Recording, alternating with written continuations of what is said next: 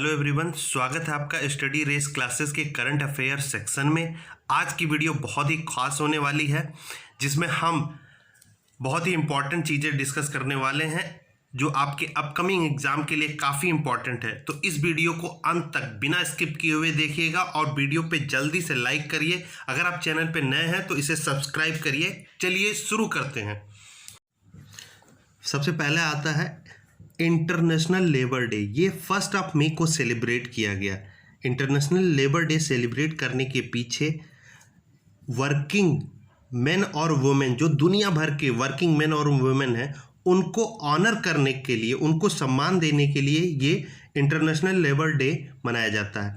विदेशों में ये बहुत ही प्रचलित डे है और लेकिन इस बार कोविड-19 की वजह से इसको सेलिब्रेट नहीं किया जा सका।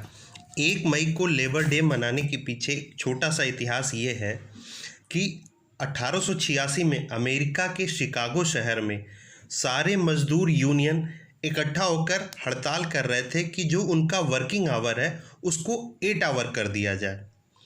उसमें मजदूरों और पुलिस के बीच में झड़प हुई। किसी ने पुलिस के ऊपर बम फेंक दिया। जवाबी कार्रवाई में पुलिस ने फायरिंग कर दी। उसमें कुछ मजदूर मर गए। उसके कुछ समय बाद अमेरिका में वर्किंग आवर 8 आवर कर दिया गया। तो उन जो मजदूर की डेथ हो गई उनको ऑनर करने के लिए, उनकी याद में 1 मई 1886 से ही लेबर डे मनाया जाना लगा। उसके बाद भारत में इसकी शुरुआत 1 मई 1923 को हुई है। इससे रिलेटेड एक इंटरनेशनल ऑर्गेनाइजेशन है जिसका नाम इंटरनेशनल लेबर ऑर्गेनाइजेशन है। उसका हेडक्वार्टर स्विट्जरलैंड के जिनेवा शहर में है। इससे रिलेटेड इंटरनेशनल लेबर ऑर्गेनाइजेशन ने एक रिपोर्ट भी पब्लिश करी है। उस रिपोर्ट का नाम है COVID and the world of work. ये इम्पॉर्टेंट ऑर्गेनाइजेशन है। आप इसके हेडक्वार्टर और इसकी पब्लिश रिपोर्ट को याद रखिएगा। नेक्स्ट आता है हमारा foundation day of Gujarat and Maharashtra celebrated on 1 मई। आज ही के दिन 1 मई के दिन 1960 में बॉम्बे रिकॉग्निशन एक्ट के तहत गुजरात और महाराष्ट्र दोनों स्टेटों की फाउंडेशन रखी गई थी। गुजरात और महाराष्ट्र 2 इम्पॉर्टेंट स्टेट हैं। इनके बारे में पॉइंट वाइज मैं कुछ आपको इम्पॉर्टेंट चीज़ें बताना चाहता हूँ। गुजरात पुलिस भारत की पहली ऐसी पुलिस है जो कि टेजर गन का इस्तेमाल करेगी। टेजर गन वो गन होगी जिससे हम क्रिमिनल को या फिर विक्टिम को थोड़ी देर के लिए पैरालाइज कर देंगे इलेक्ट्रिक शॉक के जरिए। गुजरात पुलिस 7वीं ऐसी पुलिस बनी है राज्य की जिसको प्रेसिडेंट कलर या निशान से सम्मानित किया गया है। गुजरात के चीफ मिनिस्टर का नाम है विजय रूपानी और वहाँ के गवर्नर का नाम है आचार्य देवव्रत।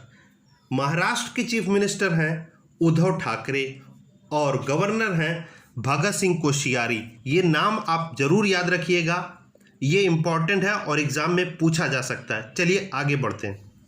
रेलवे ने श्रमिक स्पेशल नाम की एक ट्रेन चलाई है। उसमें वो जो दूसरे राज्यों में लेबर, टूरिस्ट, मजदूर या जो लोग भी फंसे हुए हैं उनको 2 राज्यों के कोऑर्डिनेशन से वो उनको उनके नेटिव राज्य में पहुंचाएंगे। और इस सीरीज में झारखंड पहला ऐसा राज्य बना है जो अपने मजदूर को तेलंगाना से वापस ले आया है। नेक्स्ट है हमारा रामायण सीरियल। रामायण सीरियल ने सारे रिकॉर्ड, दुनिया के सारे रिकॉर्ड तोड़ दिए हैं। एक दिन में 77 मिलियन लोगों ने एक साथ इस प्रोग्राम को देखा है। ये एक दुनिया का रिकॉर्ड काम हो गया है कि एक प्रोग्राम को एक साथ एक दिन में इतने लोगों ने देखा है। नेक्स्ट आता है हमारा अतुल्य। अतुल्य एक माइक्रोवेव एस्ट्रलाइजर है जिसको बनाया है defence institute of advance technology, Pune. ये नाम याद रखिएगा, defence institute of advance technology, ये पुणे में है। इन्होंने एक माइक्रोवेव स्टेरिलाइजर बनाया है जो कोविड-19 से अगर कोई इन्फेक्टेड है तो वो उससे पास करेंगे और उसको वो डिसइंटीग्रेट कर देगा, कोविड-19 को एकदम ख़त्म कर देगा। ये एक इम्पॉर्टेंट इन्वेंशन है, इसको आप याद रखिए। नेक्स्ट आता है हमारा मणिपुर के काले चावल ब्लैक राइस चैक हाउ को जीआई टैग मिला है। जीआई टैग अवार्ड दिया गया है ब्लैक राइस ऑफ मणिपुर। अब जीआई टैग क्या होता है उसके बारे में आप थोड़ा सुन लीजिए। जीआई टैग जियोग्राफिकल इंडिकेशन अथवा पहचान उस हम वस्तु अथवा उस उत्पाद को देते हैं जो कि किसी पर्टिकुलर रीजन का प्रतिनिधित्व करती है या पर्टिकुलर रीजन से ही आती है या किसी पर्टिकुलर रीजन पर ही पाई जाती है या फिर वो उसका नेटिव प्लेस होता है। जीआई जो रजिस्ट्रेशन होता है ये सिर्फ 10 साल के लिए वैलिड होता है। इसके बाद आपको इसको फिर से रिन्यू करना पड़ेगा। सबसे पहला जीआई टैग इंडिया में किसे दिया गया है आपको कमेंट सेक्शन में लिख के बताना है। ये इंपॉर्टेंट क्वेश्चन है, आप जरूर बताइएगा कमेंट सेक्शन में कि सबसे पहला जीआई टैग इंडिया में किसे मिला है। नेक्स्ट है हमारा मणिपुर के ही डॉक्टर को थैंगजाम दाबली सिंह को ऑर्डर ऑफ राइजिंग सन का अवार्ड मिला है। Order of rising sun Japan के द्वारा दिया जाता है। जो हमारे थैंगजाम दाबली सिंह ये एक एलोपैथिक डॉक्टर हैं बाय प्रोफेशन और मणिपुर टूरिज्म फोरम के फाउंडर भी हैं। अब ये ऑर्डर ऑफ राइजिंग सन ये क्या होता है इसके बारे में आपको थोड़ा सा बताना चाहूँगा। ऑर्डर ऑफ राइजिंग सन का अवार्ड उन लोगों को दिया जाता है जिन्होंने इंटरनेशनल रिलेशन को मजबूत करने के लिए काम किया हो या अपने देश में जापानीज कल्चर को प्रमोट किया हो या इन्वायरमेंट को प्रिजर्व करने के लिए कुछ काम किया हो या लोगों की भलाई के लिए कुछ काम किया हो तो उनको ये ऑर्डर ऑफ राइजिंग सन का अवार्ड दिया जाता है। इसकी स्थापना जापानीज एम्परर मीजी ने 1875 में की है। अब यहाँ पे मैं आपको एक चीज़ और बताना चाहता हूँ। जापान को लैंड ऑफ राइजिंग सन ये इंपॉर्टेंट क्वेश्चन है, आप इसको जरूर याद रखिएगा। जापान को हम लैंड ऑफ राइजिंग सन के नाम से भी कहते हैं, याद रखिएगा इसको। नेक्स्ट है हमारा कर्नाटक विकास ग्रामीण बैंक ने एक योजना शुरुआत करी है। उस योजना का नाम है विकास अभय। ये योजना उन लोगों को लोन देगी जो लोग माइक्रो स्मॉल या मीडियम इंटरप्राइजेस से जुड़े हुए हैं, यानी MSME से जुड़े हुए लोगों को लोन देगी। ये स्कीम उन लोगों को इंटरनेशनल बजट पार्टनरशिप ने अभी ओपन बजट सर्वे करवाया है जिसमें इंडिया की रैंक 53rd आई है in terms of budget transparency and accountability. इस सर्वे में न्यूजीलैंड ने टॉप किया है। न्यूजीलैंड का जो स्कोर है वो 87 है आउट ऑफ 100। इस सर्वे में टोटल 117 देशों में भाग लिए हैं जिसमें इंडिया की रैंकिंग 53rd आई है और इंडिया का स्कोर 49 है जो कि ग्लोबल एवरेज नंबर से ज़्यादा है। नेक्स्ट आता हमारा तरुण बजाज को इकोनॉमिक अफेयर्स सेक्रेटरी अपॉइंट किया गया है। उन्होंने मिस्टर अतानु चक्रवर्ती जो कि 30 अप्रैल को रिटायर हो गए उनको रिप्लेस किया है। अब मैं यहाँ पे चूँकि ये फिनांस मिनिस्ट्री से रिलेटेड चीज़ है तो मैं आपको कुछ चीज़ें और बता देता हूँ। फिनांस मिनिस्टर जो हमारे देश की हैं श्रीमती निर्मला सीतारमन है। अब minister of state of finance वो हैं श्री अनुराग ठाकुर।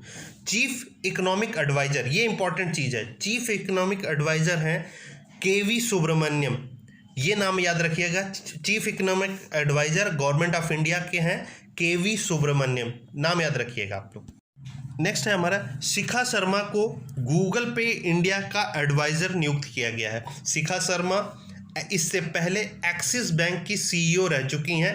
गूगल पे हम सबको पता है ये एक डिजिटल प्लेटफॉर्म है फॉर द पेमेंट जो कि UPI के थ्रू हम इसमें पेमेंट करते हैं। नेक्स्ट है हमारा IIT मद्रास के प्रोफेसर T प्रदीप को निक्की एशिया प्राइज़ 2020 के लिए चुना गया है। उनका ये चयन साइंस एंड टेक्नोलॉजी कैटेगरी में हुआ है और उनके nano technology based water purification काम के लिए। T प्रदीप को अभी रिसेंटली पद्मश्री से भी सम्मानित किया गया था क्योंकि उन्होंने nano technology based enable water filter बनाया था जो कि बहुत ही कॉस्ट इफेक्टिव था। 2 पैसे प्रति लीटर के हिसाब से वो पानी फिल्टर आउट कर रहा था। निक्की एशिया प्राइज़ के बारे में आपको कुछ बता देता हूँ। ये वो ऑर्गेनाइजेशन है जो कि निक्की एशिया प्राइज अवार्ड उन लोगों की अचीवमेंट को दिया जाता है जो लोगों की बेहतरी के लिए काम करते हैं। ये अवार्ड निक्की फाउंडेशन द्वारा दिया जाता है, जो कि सबसे बड़ा मीडिया कॉरपोरेशन है जापान का। ये अवार्ड 3 कैटेगरी में दिया जाता है: economic and business innovation, science technology and environment, culture and community. Professor T Pradeep ने साइंस एंड टेक्नोलॉजी के सेक्शन में ये अवार्ड जीता है। ये नाम याद रखिएगा, उन्हें पद्मश्री भी मिल चुका है और अब उन्होंने निक्की एशिया प्राइज़ भी जीत लिया है। तो ये नाम याद रखिएगा, ये बहुत ही इम्पोर्टेंट है। आज के लिए बस इतना ही। मिलते हैं नेक्स्ट वीडियो में कुछ नई अपडेट के साथ। उम्मीद करता हूँ मेरी वीडियो आपको पसंद आ रही होंगी। अगर पसंद आ रही हैं तो इसे लाइक करिए, चैनल को सब्सक्राइब करिए और ज़्यादा से ज़्यादा लोगों के साथ शेयर करिए। Thank you.